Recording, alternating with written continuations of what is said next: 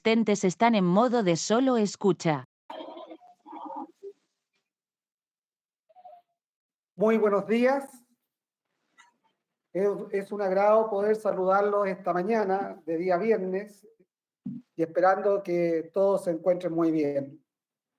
Queremos darle la más cordial bienvenida a nuestro webinar acerca de los alcances de esta nueva ley de protección al empleo, esperando contribuir de esta manera a una mayor claridad conceptual respecto de esta ley. Quisiera informarles que todas las consultas o inquietudes que vayan surgiendo durante las exposiciones las pueden realizar a través de nuestro chat, que ya está disponible para ustedes, y al final de las presentaciones las iremos canalizando hacia nuestros expositores. Ahora bien, para dar inicio a este encuentro, quisiera darle la bienvenida a Paola Casorzo y Enrique Munita, ambos destacados abogados del prestigioso estudio jurídico Munita y Olavarría, con una extensa trayectoria en materia de derecho laboral. Ellos han querido acompañarnos esta mañana para entregarnos su visión respecto a los alcances que tiene esta nueva ley para las empresas. Dejo a continuación a Enrique Monita. Hola, buenos días. Muchas gracias. Encantado de participar acá. Agradecer a Soflan la oportunidad de participar y exponerles y contarles un poco sobre esta ley y nuestra experiencia en lo que va de aplicación de la misma, que está llena de dudas, posiblemente, igual como les debe pasar a ustedes, y de problemas de interpretación. No ha sido un tramo fácil en cuanto a la aplicación de la ley, y bueno, vamos a ir viendo esto mismo durante...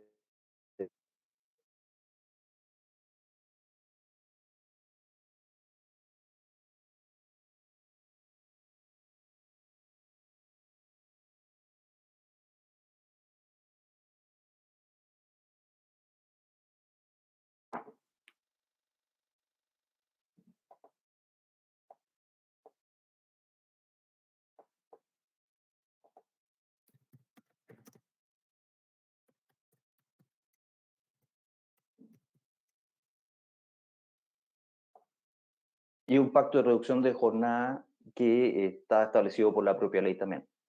Es decir, hay tres herramientas: suspensión del contrato por acto de autoridad, pacto de suspensión del contrato de trabajo por acuerdo de las partes o pacto de reducción de jornada de trabajo. Las tres posibilidades están abiertas. Vamos a comenzar hablando de las características de esta ley. Esta ley surgió, ¿no es cierto?, para atender una crisis, una crisis puntual, esta del COVID-19, ante la gravedad de los hechos y de lo que estaba sucediendo y cómo podía afectar el empleo y a las empresas. El gobierno decide presentar este proyecto de ley. Fue un proyecto que tuvo bastantes dilaciones en aprobarse esta ley. Costó, a pesar de lo urgente que era. Sí podríamos decir que tiene como característica de una vigencia temporal. No es una ley que solucione crisis en forma permanente. Es para esta crisis en particular. Dura 6 meses respecto de las hipótesis de suspensión del contrato de trabajo, el acto de autoridad o el pacto, y dura 10 meses la vigencia de esta ley en relación a la reducción de jornada. Contempla instituciones que no están reguladas en el Código del Trabajo. El Código del Trabajo chileno no tiene normas específicas para emergencias, como sí la tienen otros países más desarrollados.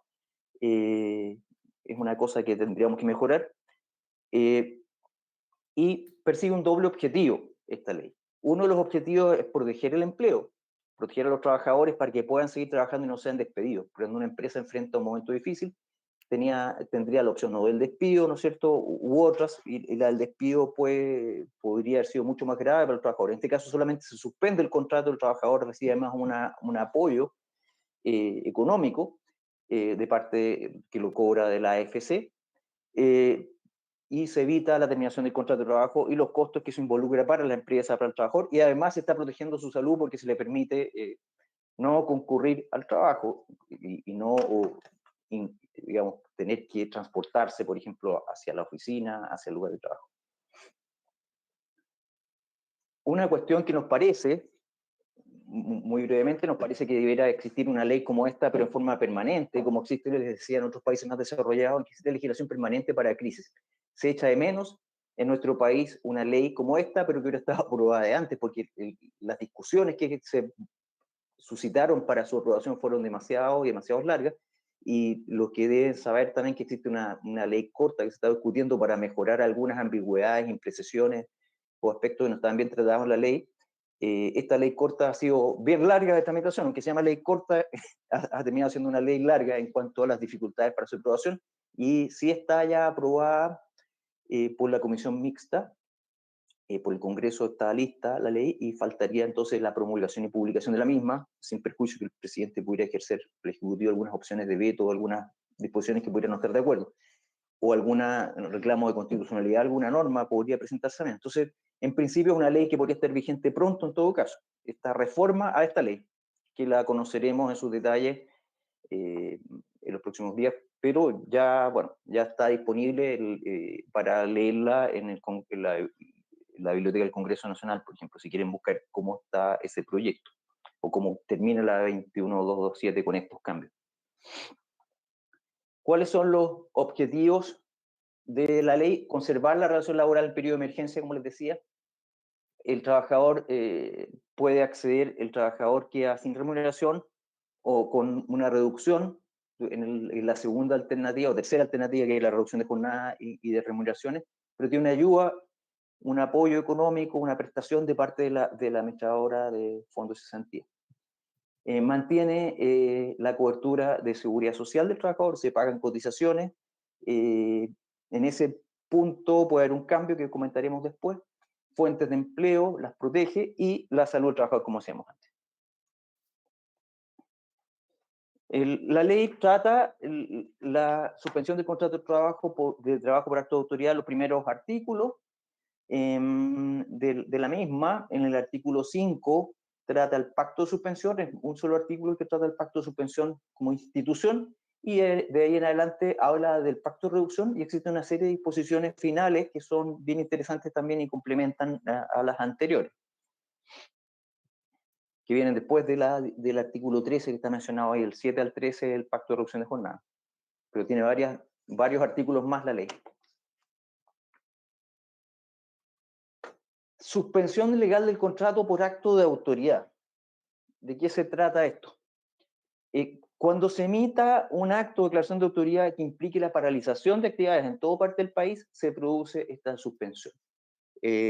Para eso se dictó, la ley requería una resolución que iba firmada por el subsecretario de Hacienda, el subsecretario del Trabajo, y esta resolución fue la exenta número 88 de 6 de abril de 2020, que se publicó, y en que salen cuáles son las medidas, las zonas o territorios afectados, y las actividades o establecimientos exceptuados de la paralización de actividades.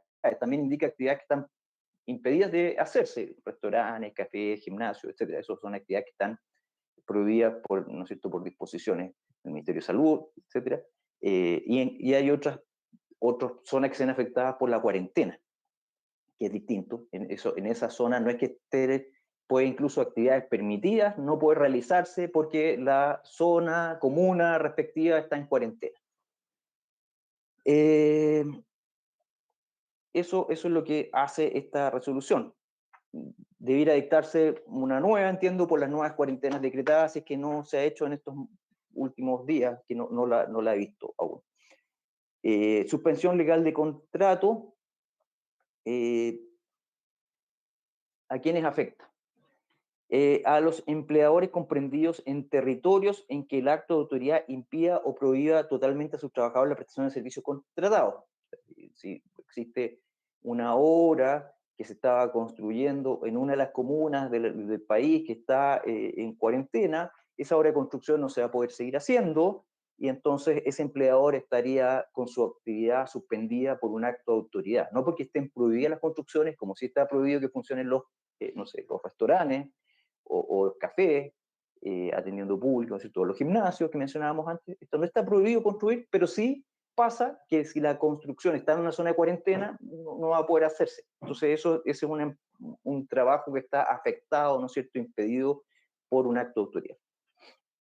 ¿Y quiénes son los beneficiados? Son trabajadores afiliados al seguro de desempleo. Los que estaban de antes y no tienen el seguro de desempleo no son beneficiarios, no reciben ningún beneficio. Y también se les aplica a los trabajadores de casa particular. Opera de pleno derecho, opera automáticamente, no es no es que se requiera un acuerdo, un pacto, como en la segunda institución que mencionábamos. Aquí opera automáticamente. Eso quiere decir de pleno derecho. Y vigencia por el periodo que indique la autoridad para la vigencia de la provisión, de la cuarentena, etc.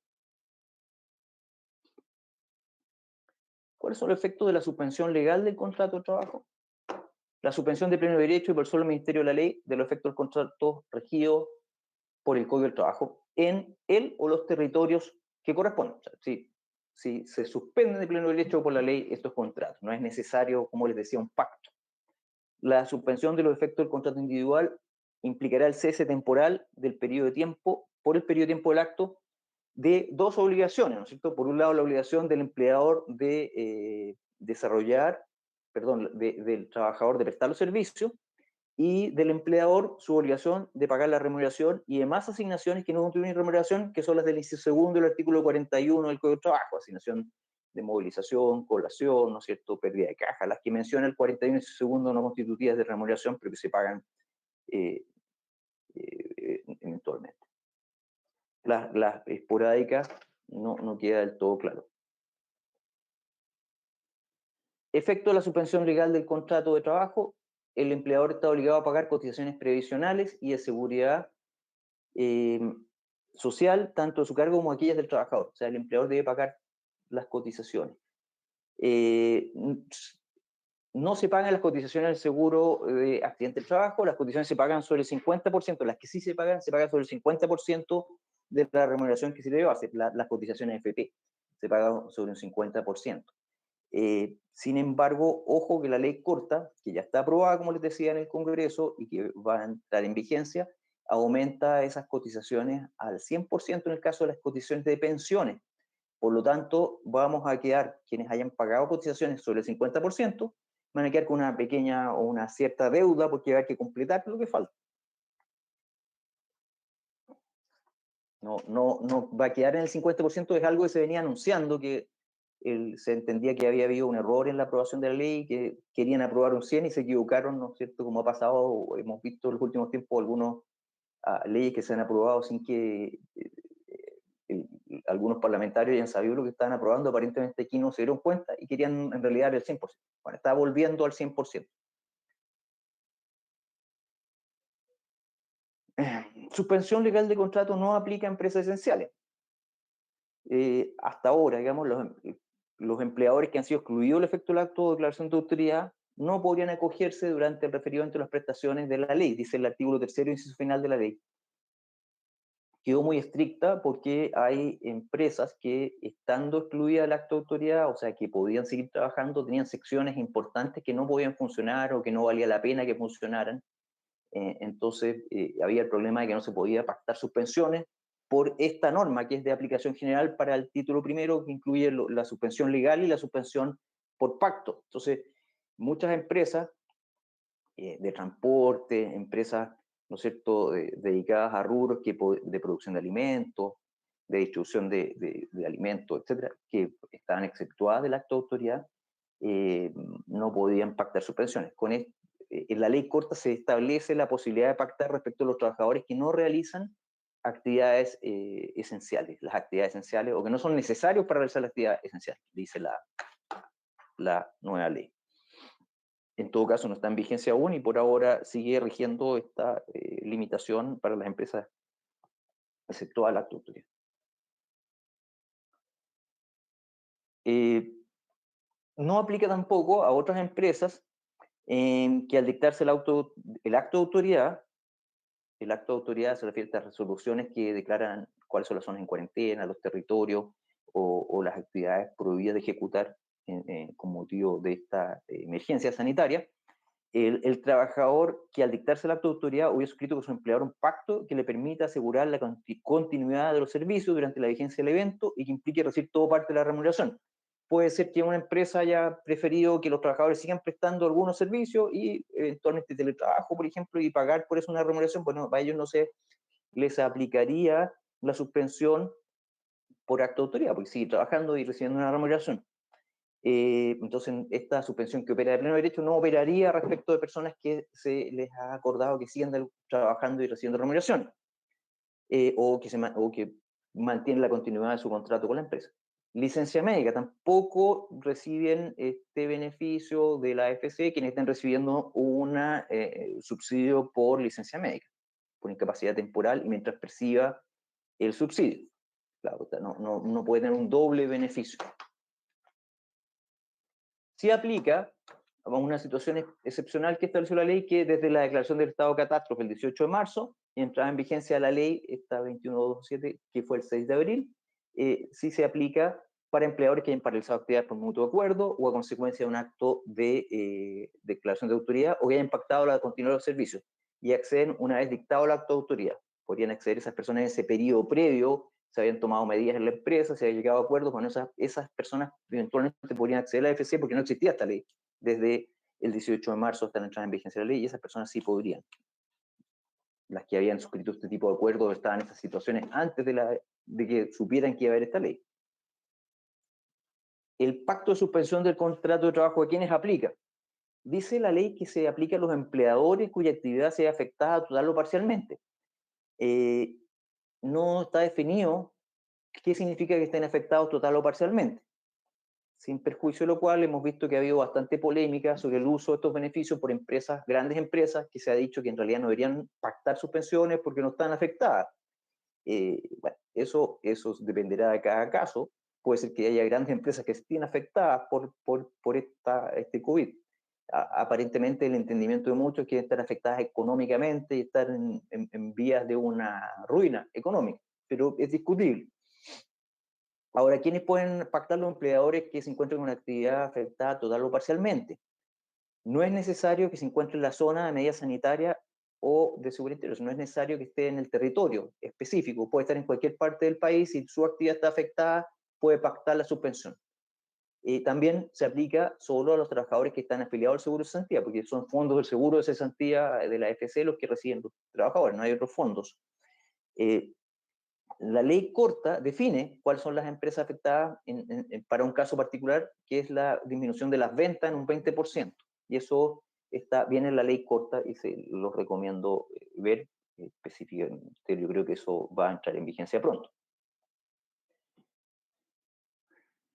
Pacto de suspensión del contrato, ¿a quienes aplica? Los empleadores cuya actividad se vea afectada total o parcialmente, como les decía, y la suspensión,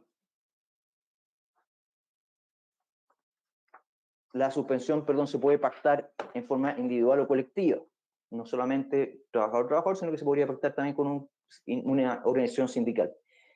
De la suspensión convencional se suspende si es que hay un acto de autoridad. Si yo estoy en un territorio que declaran cuarentena y yo tenía un pacto de suspensión, en ese periodo de cuarentena en que no puede funcionar mi empresa, por la cuarentena suspende el pacto y empieza a regir el acto de autoridad y la suspensión automática. Finalmente los efectos son más o menos los mismos porque son los mismos beneficios para el trabajador.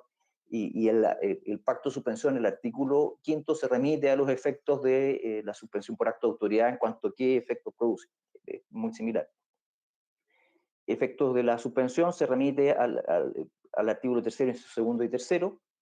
No aplica el pacto a empresas esenciales, por lo que decía el artículo 3º, inciso final. Eso se está modificando por la ley corta. Sí van a poder, respecto a los trabajadores que no sean necesarios para realizar la actividad esencial, y se solicita en forma electrónica ante la AFC con una declaración jurada, en que se dice que los trabajadores no están en las situaciones de exclusión del beneficio.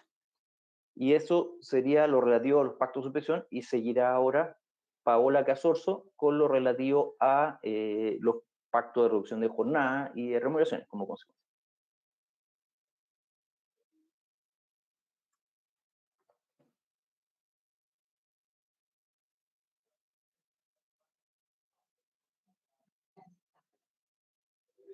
Muchas gracias, Enrique. Gracias a todos. Buenos días por estar con nosotros compartiendo en este webinar. Y como decía Enrique, yo voy a hablar acerca del Pacto de Reducción de Jornada de Trabajo. Enrique ya trató lo que es la suspensión del contrato, que puede ser por acto de autoridad, que opera de pleno derecho, o por acuerdo de las partes, que es el pacto de suspensión. Y ahora vamos a revisar el Pacto de Reducción de Jornada de Trabajo, que es otra de las medidas que contempla la Ley 21.227 de Protección al Empleo, para proteger justamente el empleo en estas circunstancias de pandemia por el coronavirus que estamos viviendo. ¿Qué es el Pacto de Reducción de Jornada? Es un acuerdo entre empleador y trabajador para pactar reducir la jornada de trabajo en forma temporal.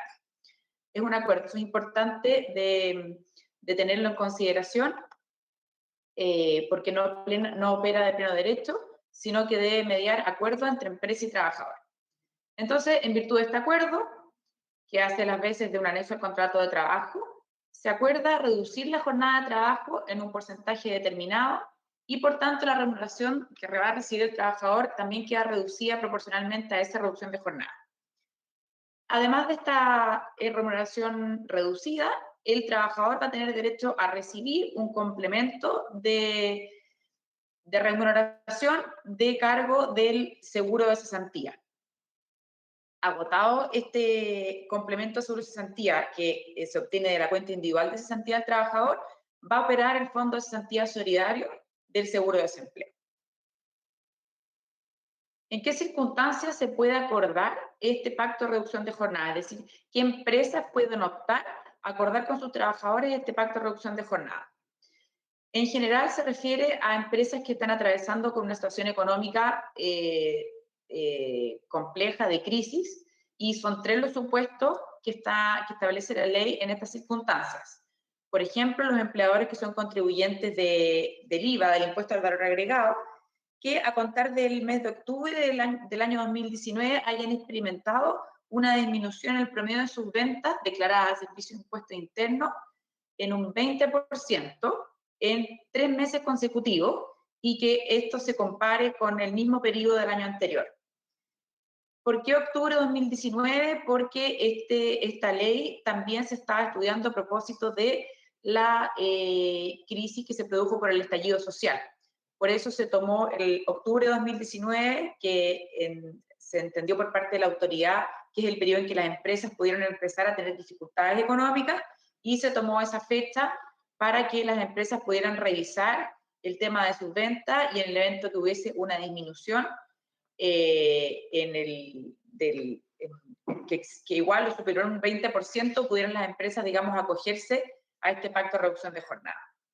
También pueden optar a este pacto de reducción de jornada aquellas empresas que se encuentran en un procedimiento concursal de reorganización, y las empresas que se encuentren en procedimiento de asesoría económica de insolvencia. Como verán, son situaciones que se refieren a un problema económico en que se encuentra la empresa. Otra situación que contempla la ley son aquellas empresas esenciales, como lo explicaba Enrique. Las empresas esenciales, en este caso, que estén exceptuadas del acto de autoridad, podrán acogerse al pacto de reducción de jornada en la medida que necesiten reducir o redistribuir la jornada de trabajo para mantener la continuidad operacional o proteger eficazmente la vida y salud de los trabajadores a propósito de la pandemia. Respecto de los requisitos del punto de vista del trabajador, como decíamos, esta ley está asociada al seguro de desempleo, es decir, los trabajadores tienen que estar afiliados a la AFC en relación al seguro de desempleo de cesantía, y el requisito para el pacto de reducción de jornada es que el trabajador que tenga contrato indefinido registre 10 cotizaciones en el fondo de cesantía, y respecto a los trabajadores que tienen contrato a plazo o por obra, se trata de 5 meses de cotizaciones en el fondo de cesantía. Ese es el requisito. ¿Cuál es la duración que puede tener este pacto de reducción de jornada? Un máximo de 5 meses para los trabajadores con contrato indefinido, y un máximo de 3 para los trabajadores que tengan contrato a plazo o por hora. También este pacto tiene una duración mínima que es de 1 mes. No puede pactarse por un plazo inferior a 1 mes. Otro aspecto importante es que, terminado el plazo que yo acordé con los trabajadores o con el trabajador en cuestión, el pacto de reducción de jornada, la ley establece que se produce el restablecimiento de pleno derecho de las condiciones previas que están acordadas en el contrato. Eso es importante también tenerlo presente. ¿Cuáles son las formalidades del pacto de reducción de jornada? Es una suscripción electrónica a través de la plataforma web de la Dirección del Trabajo. Y como les mencioné anteriormente, suscrito este pacto hace las veces o jurídicamente tiene los efectos de un anexo al contrato de trabajo. Es decir, modifica temporalmente las condiciones que están pactadas en el contrato de trabajo. Existen para pactar la reducción de jornada de trabajo. Establece la ley de protección al empleo que no pueden pactar reducción de jornada de trabajo los trabajadores sujetos a fuero laboral. Fuero laboral, que se refiere al fuero maternal o fuero sindical. Tampoco se puede pactar una reducción superior al 50% de la jornada, es decir, el máximo que yo puedo rebajar como jornada de trabajo es el 50%. Otra limitación que establece la ley es que el empleador no puede contratar, en caso que haya obviamente acordado reducción de jornada de trabajo con algunos trabajadores, no puede contratar trabajadores que realicen funciones iguales o similares a aquellas que prestan los trabajadores que han suscrito este pacto, ¿ya? También agrega la ley que yo podría eventualmente contratar trabajadores para otro tipo de funciones, pero que debo ofrecer esta vacante de trabajo en forma preferente a los trabajadores que han suscrito el pacto. Eso en la medida que se trate de trabajadores con las mismas capacidades, idoneidad y calificaciones que las que yo estoy buscando para el puesto de trabajo. Respecto de la remuneración que debe pagar la empresa con los trabajadores que ha reducido la jornada, es decir, yo acuerdo el pacto de reducción de jornada, rebajo la jornada y proporcionalmente rebajo la remuneración. Esta remuneración la paga el empleador, como veíamos, y va a ser equivalente a la jornada reducida y equivale al promedio de las remuneraciones imponibles que están devengadas en los últimos 3 meses inmediatamente anteriores al pacto. El empleador debe mantener las remuneraciones o beneficios como aguinaldos, bonos u otras remuneraciones esporádicas o excepcionales y algunos otros pagos que no constituyan remuneración como la colación y la movilización. Por otra parte, el empleador debe mantener el pago de las cotizaciones previsionales y de seguridad social en forma proporcional a la remuneración imponible pactada y reducida en este caso. Como decíamos, el trabajador entonces mantiene la remuneración del empleador, pero reducida proporcionalmente a la jornada, y además va a recibir un complemento de cesantía que se paga con cargo al seguro de cesantía.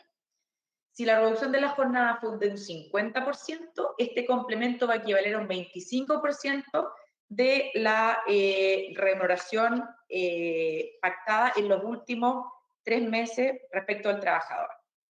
Si la reducción es inferior al 50%, este complemento de cesantía se determina proporcionalmente de acuerdo a la reducción de la jornada. La ley establece que hay un límite máximo para el complemento, que es de 225.000 pesos, es decir, ningún trabajador, sin importar la remuneración que reciba, que tenga pactada en su contrato de trabajo, no va a poder recibir un complemento que sea superior a 225.000 pesos, ese es el límite que establece la ley. Agotado el fondo de cesantía que tenga el trabajador en su seguro de desempleo, va a recibir este complemento de cesantía con fondo al cesantía solidario. Muchas gracias.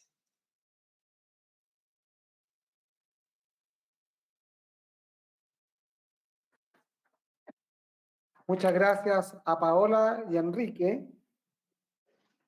Ahora quisiera presentarles a Alexis Celedón, consultor líder en sistemas Soflan, con una trayectoria de más de 20 años en la compañía y en donde le ha tocado realizar más de 400 implementaciones en empresas de distintos tamaños y rubros. Quiero dejar a continuación a Alexis Celedón.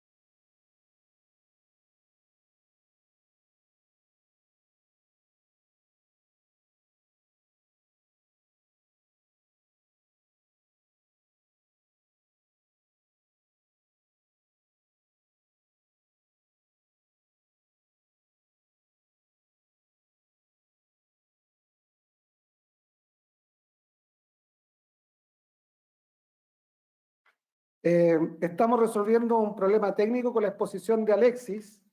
Hay un tema de audio.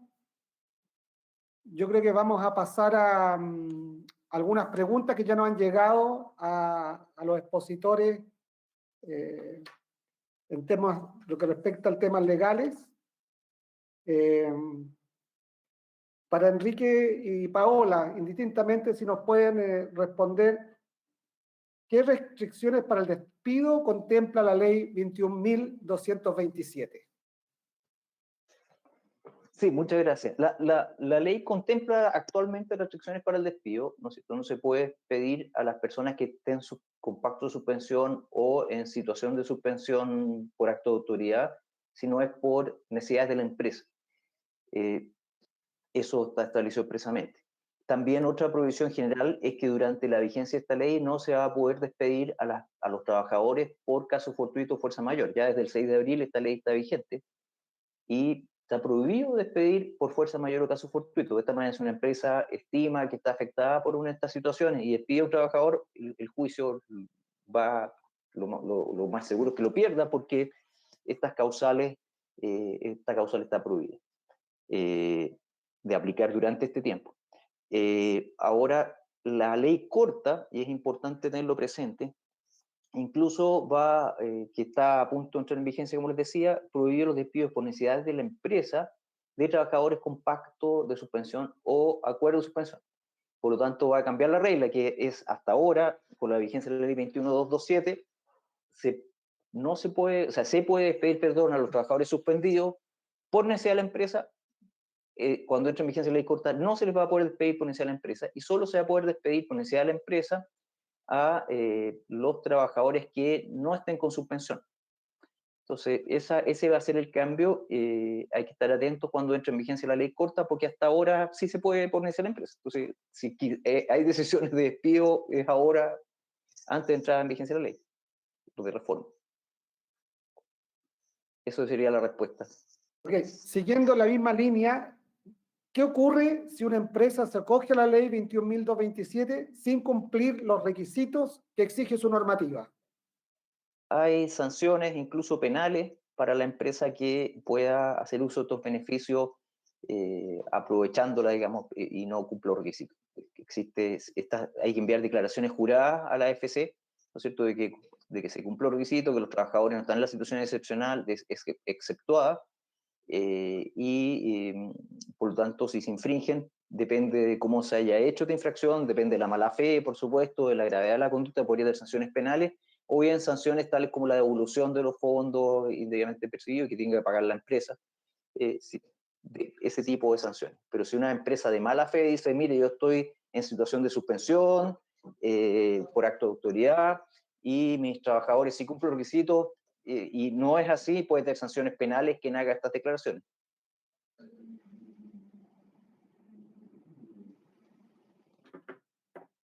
Seguimos con las consultas. Hay varias, ¿ah?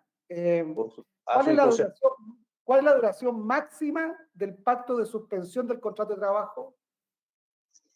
El pacto de suspensión, bueno, la ley establece que los pactos de suspensión pueden ser por la duración de la vigencia de la ley, que en este caso es 6 meses.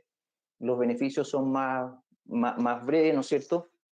Y por lo tanto, eso sería el tema, que las prestaciones de la ley rigen para los contratos indefinidos por 5 meses, están definidos con un mínimo, ¿no es cierto? Y también que se pagarían con los ahorros de la administradora de fondos de cesantía que existan, los fondos que existan, y si no fueran suficientes, con el fondo solidario. Y en ese caso también hay un periodo de 3 meses también de duración, respecto también de los trabajadores que no tienen contrato indefinido. Ok. Respecto a los descuentos que los trabajadores tienen adicionales a sus ya descuentos legales, por ejemplo, créditos en la caja de compensación, en cooperativas de ahorro o seguros complementarios contratados. Si ya nos acogimos a la ley de protección del empleo, ¿estos descuentos se deben pagar por parte del empleador o es el trabajador quien directamente debe hacerse cargo de esos pagos?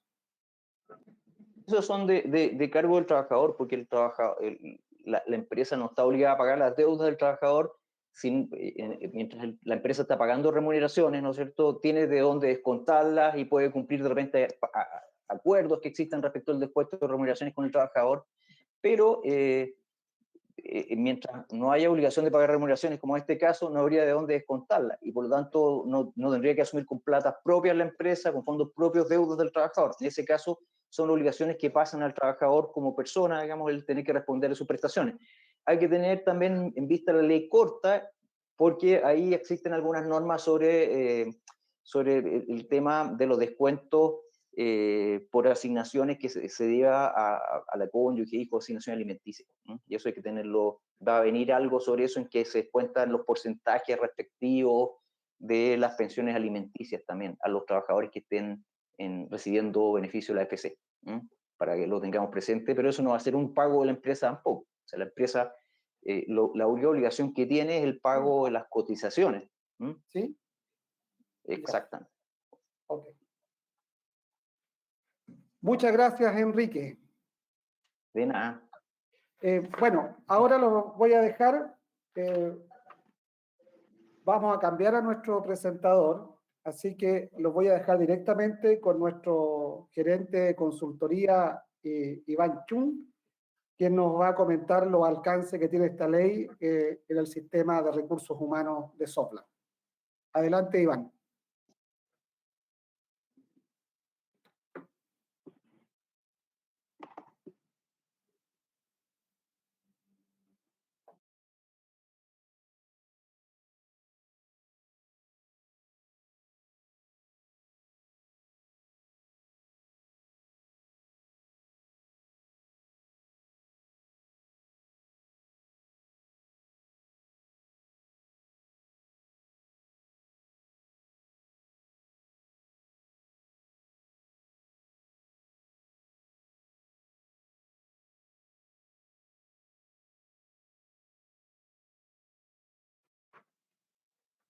Buenos días, un gusto poder saludarlos a todos. Vamos a hablar hoy día de los alcances que tiene la ley de protección del empleo, lo que es el sistema de recursos humanos. Vamos a ver lo que son los alcances en el módulo de recursos humanos para cumplir con la ley, las modificaciones que se realizarán en el modelo de cálculo, la inclusión de los datos en la contabilización,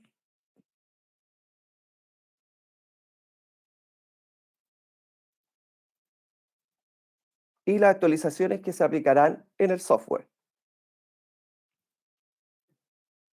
Bueno, en lo que es el alcance del módulo se van a ingresar los nuevos tipos de movimientos que incluyen todo lo que es los códigos 13, 14 y 15. También se va a realizar una modificación en el modelo de cálculo, pero más que en el modelo tiene que ver esto con lo que es la modificación de las variables y los tipos de movimientos que hoy día vamos a ingresar. Y también todo lo que tiene que ver con el proceso de cálculo en recursos humanos del sistema software.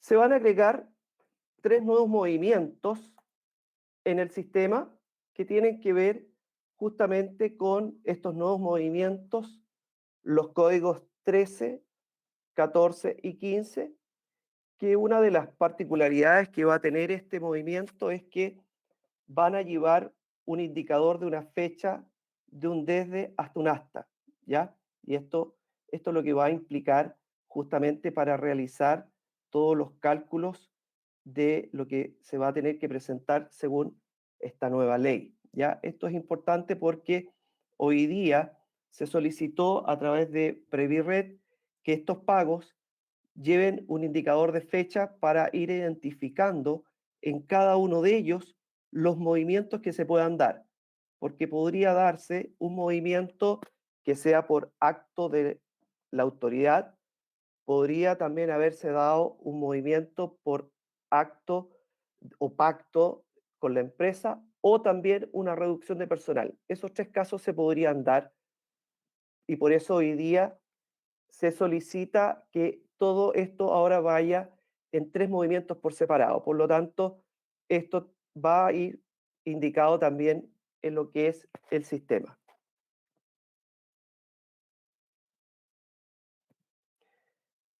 Bueno, tal como se comentó anteriormente, se van a agregar nuevas variables y estas variables van a ser variables exigidas de donde se va a tomar toda la información y esta información va a ir en directa relación con todos los cálculos que hoy día se están aplicando con esta nueva ley. Tal como indicaron nuestros abogados, hoy día también salió una nueva ley donde se va a pagar ahora el 100%, por ejemplo, en el caso de la ley Sana. Por lo tanto, todas estas variables también se van a incluir en nuestros sistemas. También dentro del proceso de cálculo que se va a ser un proceso automático, no se va a modificar ninguna variable de las variables que ya existen. Por lo tanto, este es un proceso completamente independiente a lo que hoy día ya tiene nuestro sistema. Ahora, todas estas variables exigidas van a estar completamente identificadas en nuestro sistema, los cuales, ¿no es cierto?, van a ser entregados prontamente.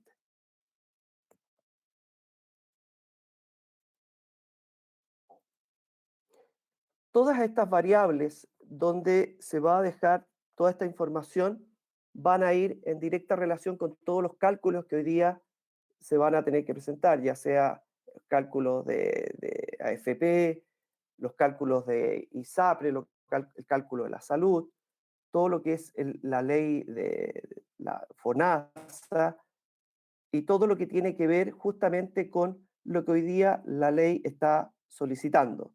Por lo tanto, todas estas variables van a ser incluidas en nuestro sistema y van a contemplar todos estos procesos de cálculo. Esto es importante comentarlo, que hoy día el sistema va a estar preparado para poder realizar todas estas inclusiones y estas modificaciones que hoy día la ley ha solicitado y que van a estar prontamente en nuestro sistema. Todos los cálculos y todas las variables han sido consideradas. Bueno, ¿qué cambios va a aplicar hoy día en nuestro software? Va a aplicar el cambio de la actualización, todo lo que tiene que ver con todo el ingreso de estas nuevas variables exigidas por el sistema, van a estar todas incluidas hoy día y va a ir directamente en el sistema. También se incluye un nuevo archivo con la información según la nueva solicitud para esta ley 21.227, que es incluir todos los movimientos 13 y 14 y 15 de esta nueva ley y van a ir completamente identificados y separados también en este archivo. Por lo tanto, hoy día nuestro sistema de remuneraciones va a estar preparado y está preparado ya para poder generar todos los cálculos necesarios según la ley y también hacer el envío de toda esta información a Previred. También van a haber algunas variaciones que van a tener que ver con respecto a lo que tiene que ser con las centralizaciones hacia la contabilidad, producto de que se van a agregar estas nuevas variables, pero esto básicamente va a ser una modificación a nivel de lo que es el comprobante de centralización, perdón. Mayores cambios hoy día en los sistemas ya se van a ingresar justamente con toda esta nueva ley y nosotros vamos a dar un seminario este próximo lunes desde las 3 de la tarde, donde vamos a explicar el funcionamiento en detalle de cada una de estos cambios y de los cambios que tiene nuestro sistema para que todos nuestros clientes sepan cómo se tiene que realizar y cómo se tienen que aplicar. Por lo tanto, es súper importante que hoy día, durante el día, ya vamos a hacer llegar esta invitación que va a ser justamente para este seminario donde Vamos a explicar en profundidad cada uno de los cambios y vamos a explicar cómo va a ser el funcionamiento para que no hayan mayores dudas ni ninguna inconveniente en la aplicación de esta nueva ley en nuestro sistema. Les quiero agradecer a todos por la participación y bueno, dejo al presentador para que vamos viendo todo el tema de las preguntas. Muchas gracias. Gracias, Iván. Algunas preguntas. ¿Qué pasa con el pago de la ley SANA? Bueno, el pago de la ley SANA se va a seguir realizando de manera completa, no va a haber cambio y con la nueva ley tampoco van a haber cambios, por lo tanto esa se va a pagar al 100%. Ok. Otra consulta. ¿Qué pasa si un trabajador tiene varios movimientos y valores y además supera los topes definidos? Bueno, el sistema obviamente va a hacer las validaciones y de todas maneras Previred va a informar si hay algún tipo de warning, hacen un warning, pero ellos lo van a dejar y lo van a permitir, van a dejar pasar. De todas maneras, nuestros sistemas van a hacer todas las validaciones y las cuadraturas. Ok. Si las fechas desde hasta, si sobrepasan los 30 días, Previred rechazará la información. No, no la va a rechazar.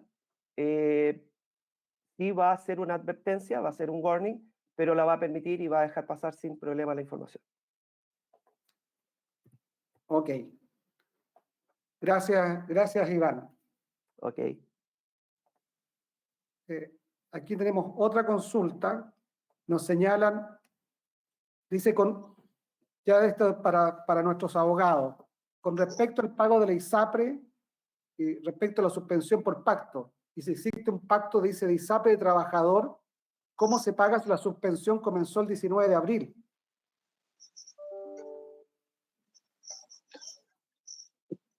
Disculpa, no oí bien la pregunta, si me la puedes... Con respecto, dice, al pago de la ISAPRE, con respecto a la suspensión por pacto. Se está refiriendo a la suspensión de pacto, el tema del pago de la ISAPRE. Sí. Si existe un pacto de ISAPRE trabajador, ¿cómo se paga si la suspensión comenzó el 19 de abril?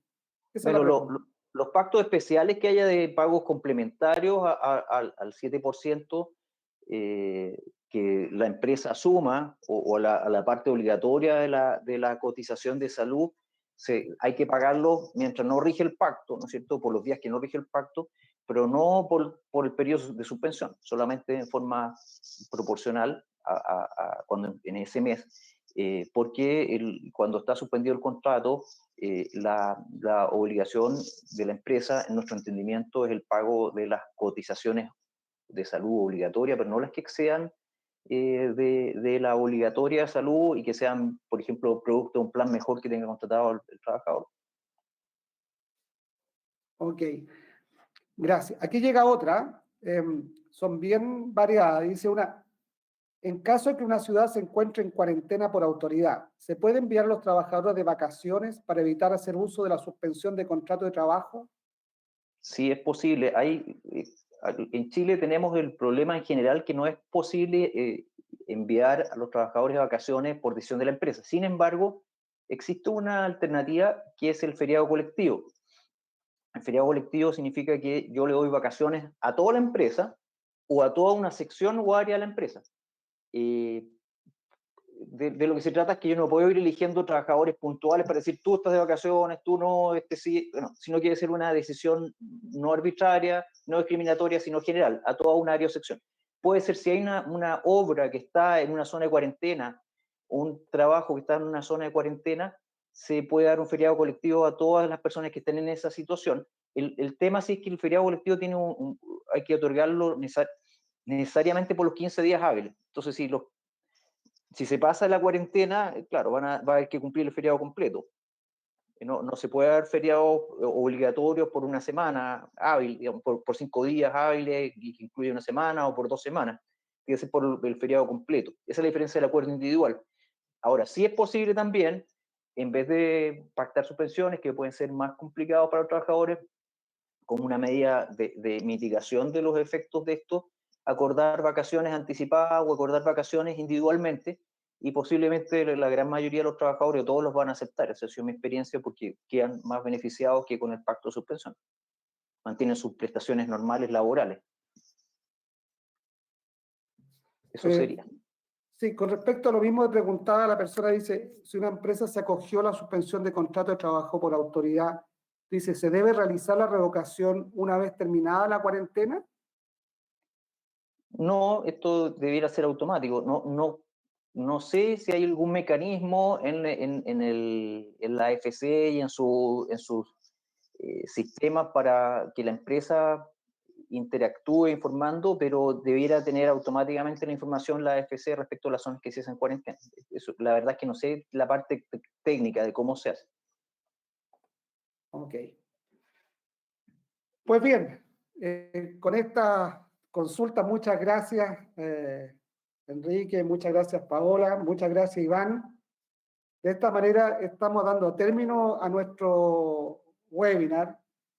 Nuestra intención era haber podido aportar a cada uno de ustedes a tener una mayor claridad respecto de los alcances que está teniendo esta ley para las empresas. Queremos comentarles además que el video de este webinar estará disponible las próximas 24 horas y les llegará una notificación al respecto. Como asimismo, también pueden efectivamente bajar en el menú, está la presentación de nuestros estimados abogados. Al final de esta sesión va a aparecer una encuesta, la que para nosotros es una gran oportunidad para recoger su opinión e inquietudes, así que les va a tomar solo un par de minutos. Bueno, a nombre de Soplan, agradecer a Paola Casorzo, a Enrique Munita, a Iván Chung, y esperamos vernos pronto en otro tipo de encuentros como este que sean de interés para ustedes. Muchas gracias. Gracias a todos. Gracias, Soplan, por esta oportunidad. Muy interesante. Muchas gracias. Chao, Gracias. Chao. Muchas gracias.